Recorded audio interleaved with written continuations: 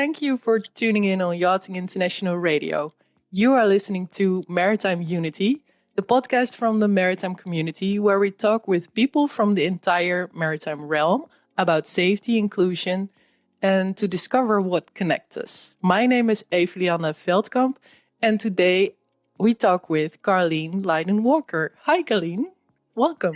Hi, Eva. Thank you for having me on your podcast. Yeah, it's such a pleasure. To start, can you please introduce yourself for us to get to know you? Well, I'd be happy to. First off, I was a competitive sailor, so I did start out in the yachting industry, but I morphed over to the commercial maritime industry. And I am CEO of Morgan Marketing and Communications, which I founded in 1999. I'm CEO and co-founder of NAMEPA, the North American Marine Environment Protection Association. And I'm also Chief Evolution Officer, CEO of Shipping Insight, the fleet optimization and innovation platform for shipping. On top of that, I'm an IMO Goodwill Maritime Ambassador. Yeah, that's amazing. You have so many nice things that you do. So for anybody listening, I hope you will enjoy our talk with Carleen today. And so let's start, because before we started, you wanted to say something about the name of our podcast title. And I'm very curious to hear. Well, I'm not so much challenging the name of your podcast, Maritime Unity, as much as I'd like to just acknowledge that the maritime industry isn't unified. Mm-hmm. And that is part of our great challenge when we're trying to get acknowledgement and visibility about the value proposition of the maritime industry. Yes, we transport more than 90% of the world's goods and energy in a cost-efficient and an environmentally benign way. But at the same time, nobody thinks about us until the Ever Given gets stuck in the Suez Canal or we have a supply chain crisis. Mm-hmm. But the maritime industry provides an invaluable service to global trade and global society, but we don't get the recognition that we deserve because the industry isn't unified. Mm-hmm. I know the IMO attempts to create a platform for communicating issues surrounding the maritime industry, and they're doing increasingly well under the leadership of the new Secretary General, Arsenio Dominguez. But the industry is highly fragmented, mm-hmm. and because of that, we're not as effective as we need to be in order to do things like protect seafarer rights and ensure seafarer welfare. And I hate to say this, but until COVID, mm-hmm. The mariner wasn't really recognized in terms of their needs or their desires or even the value that they're giving to our society. Mm-hmm. And the mariner is the linchpin, the underpinnings of the global maritime industry, which in and of itself is the underpinning of global trade and global society.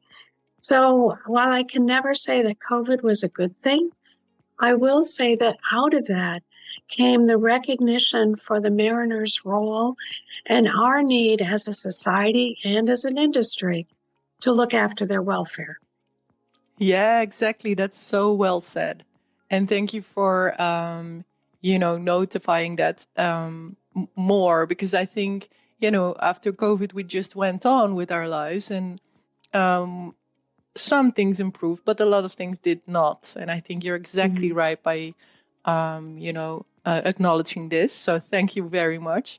And just to go back, because I'm very curious, because, because I think the idea behind the name Maritime Unity was exactly what you said. Because if we can work together more and hear yes. each other's perspective a little bit more, then we can,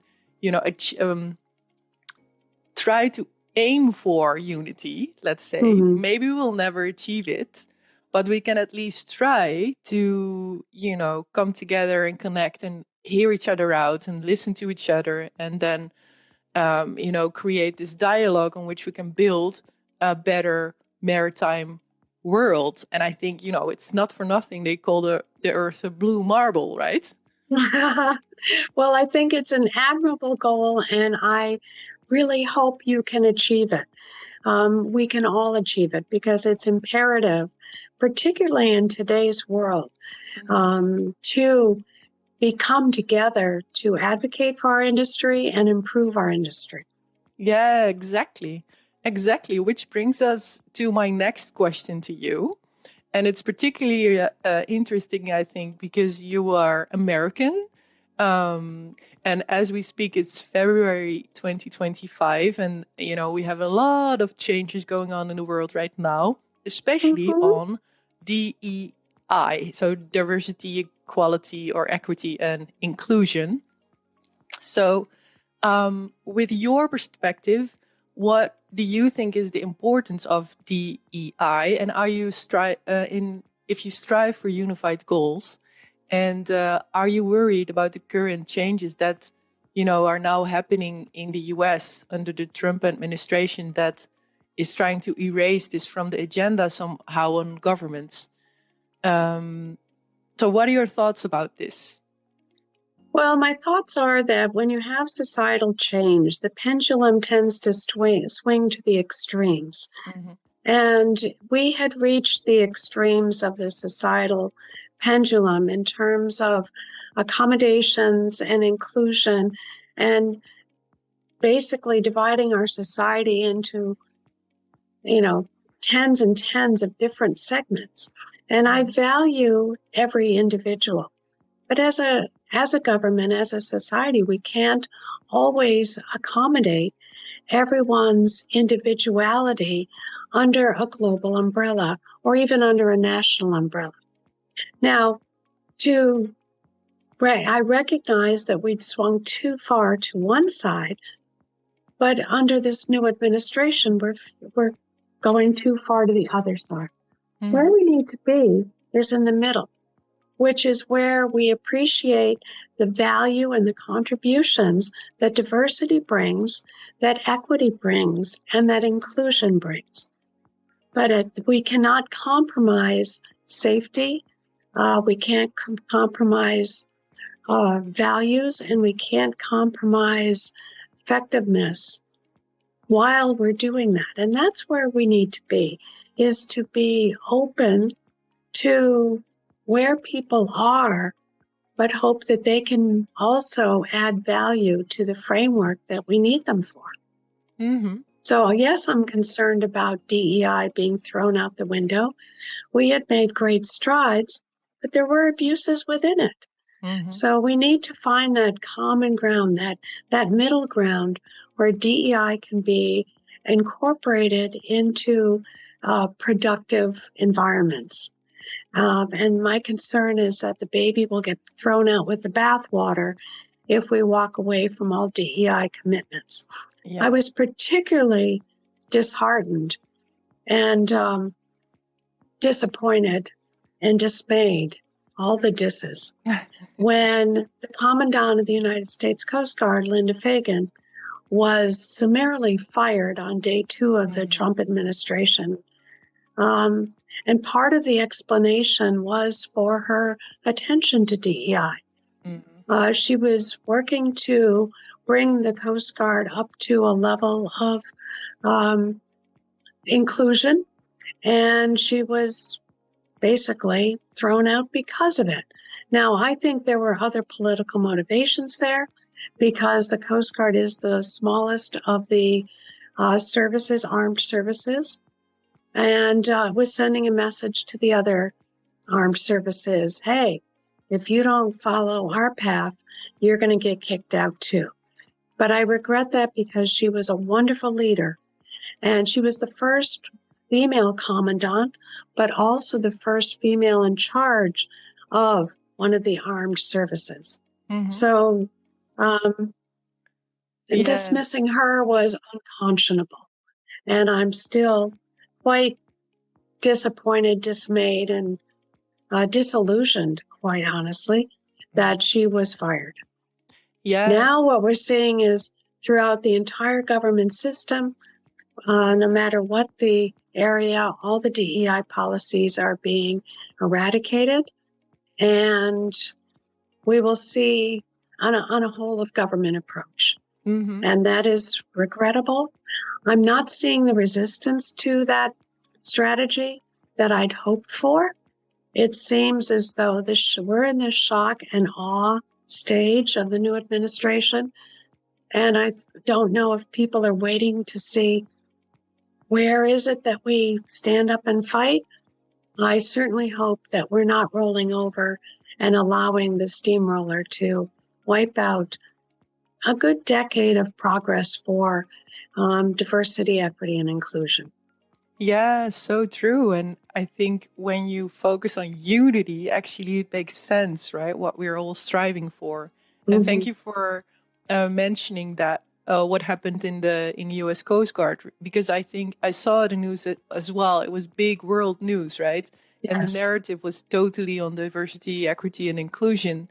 But there was so much more going on. And in the previous episode of my podcast, I also talked about this with Jessica, about policy making and about all the good things that have been going on in the US. Because if good things are going on and you're taking things you're seeing things for what they are, and especially abusive situations, and if people get hurt and abused, that's so ugly. And that is so sad. And you get very angry from what is going on if you finally see it. But in the first place, it's a good thing that it's on the table.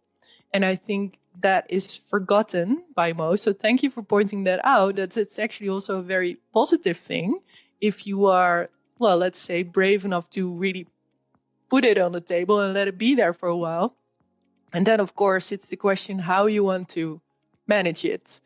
And that's difficult. That's a complex thing to do, because then you need to, do all sorts of things together. But in the end, it's for the best. And it's too bad that it's now the narrative was exactly the opposite of what was going on. Because I think the US is working for years and years on being more, well, I come from Europe, so I have a different perspective. And in my perspective, people from the US are much more open to asking for help and support, for example, for psychological or mental support, for one. It's much more normalized. And it's also much more normalized to talk about diversity, and that's, okay to have a different background or have a different skin color or have a different gender, or it's much more open than in Europe from my perspective, I have to say. So It's very, very interesting that now this is all, swiped off the table and erased, or, well, I think it may be not erased. That's up to us, right? That's up to the people. But yeah, I look at it with a very interesting eye. How do you say that in English? Yes, that's exactly how you say. Oh, yes. Well.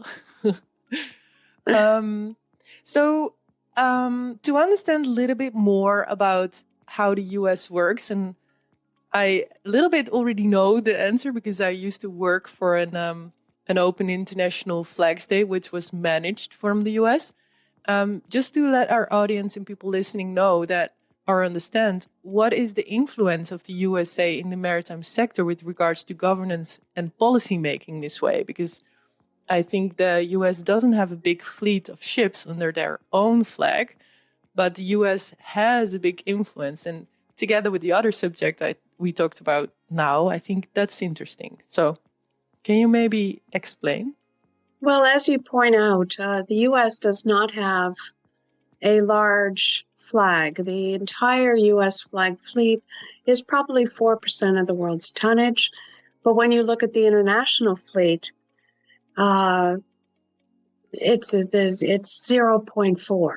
In fact, I'm a co-author of a book entitled 0.4, How U.S. Leadership in Maritime Will Secure America's Future. When I mentioned that statistic in the States, for instance, a little over a year ago, I was going through our halls of government. I was talking to senators. I was talking to congressmen. I would ask them the same question. If we use 55,000 as a number, because you can always parse the number, if we use 55,000 international trading cargo ships, what percentage are U.S. flag? I got answers ranging from 25% to 70%. That was the perception of our Congress as to America's U.S. flag for international shipping. And when I told them it was actually 0.4, they were surprised and to a certain extent horrified. What they do about it is what it remains to be seen, but Senator Kelly and then Senator Waltz and two others put together a bill called the Ships Act, which is a mechanism for it's legislation designed to restore America's position in the global trading fleet. That bill was tabled. It's going to be reintroduced with its new sponsors, but it still includes Senator Mark Kelly, who, by the way, in addition to being an astronaut, and a well-known one at that, graduated from Kings Point, the United States Merchant Maritime Academy. So they're going to be reintroducing it maybe as soon as the end of this month. And then what we need to do, speaking of maritime unity, we need to bring together industry to support it and to get it through Congress. And I hope that happens. I'm planning an event. Last year, I initiated National Maritime Week because I felt that our industry should receive more visibility than MARAD was able to offer, which is a 2-hour ceremony on May 22nd. So I created National Maritime Week, and I'm now working on the second National Maritime Week. And we're gaining more support for it because we need to bring all of the elements of maritime together. We need to bring together the U.S. flag, both the Jones Act trade and the international fleet. We need to bring the maritime labor unions together. We need to bring the ship owners together. We need to bring the ports involved with it. Yes, the U.S. has a small fleet, but it has a tremendous voice when it comes to global trade because we're the second largest trading partner in the world after China. We need to project that commitment to the maritime industry. And there are a lot of U.S. ship owners through the open registries, et cetera. And we need to figure out how we can develop relationships with those ship owners that will support the United States national security as well as our economic, energy, climate, and workforce security. Yeah. So nice to talk about this. So very, very interesting. Thank you so much for sharing this. It's very insightful, I think. And it's also very relevant, right? Because if you think about it, we're all on this world together. And as you said in the beginning, we're so dependent on transport by sea. And I come from a very seafaring country. So we have a lot of national days to celebrate our maritime legacy, I think it is. And it's, now I think about it, I think this year is Sail Amsterdam, which is, the whole city of Amsterdam is celebrating the maritime sector. Good. Last year we had Sail Delfzijl, which also I work in the city of Delfzijl, which is, by the way, the birthplace of Abel Tasman, who, the one who did all the discovery things in Australia, from Tasmania, right? And I think, that's important to note and also not only celebrate, I think, because I think that's where the real magic happens, also to recognize what is not nice about it. So what you should prevent, because I think, with shipping, especially Dutch shipping from the Dutch Empire, a while ago, I'm not very good in numbers in years to remember this in history. But a lot of ugly things also came with it, like colonization of the world happened, right? And global trading really started back then. So I think the maritime industry is so good to use also, as a mind practice on how we can really make it better for everybody and for the world also. Well, just to give you some perspective, maritime is the underpinning of a nation's prosperity. And if we look into history, for instance, Portugal was a maritime power in the 15th and the 16th centuries. Not so much today.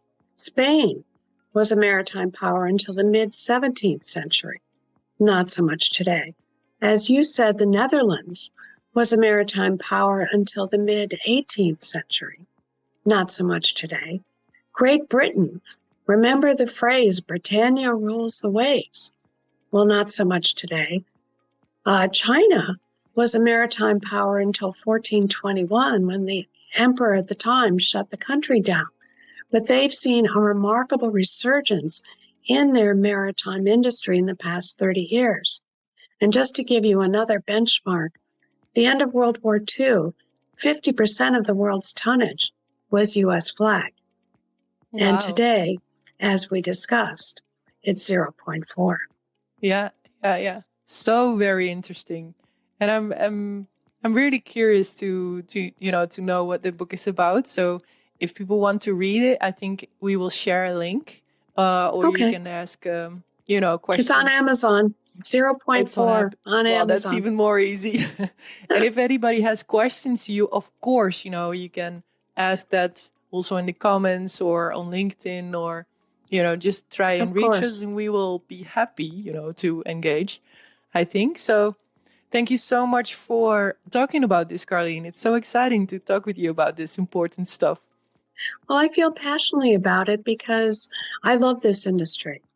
And I want this industry to be its best possible self in providing transportation services to support global trade and global society.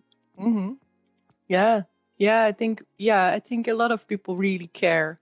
And it would be nice to, feel that more.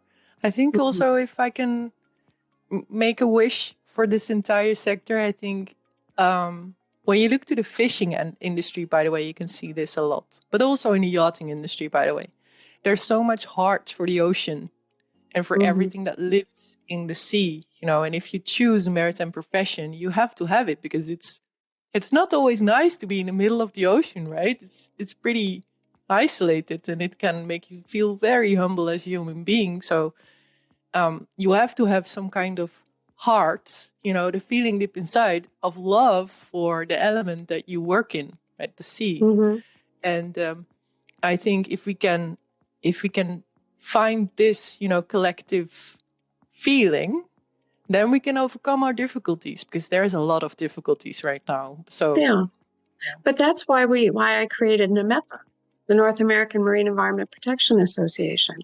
It is based on HELMEPA, the Hellenic Marine Environment Protection Association, and there are 5 MEPAs around the world. And its mission is to save our seas, but it is an industry-led organization which strives to come together as an industry to mitigate its impacts on the marine environment. It also strives to educate students about protecting the marine environment, decreasing marine debris, for instance. And we also strive to communicate the value proposition of the industry to the general public so that they have an awareness and appreciation for the services that we're providing to them.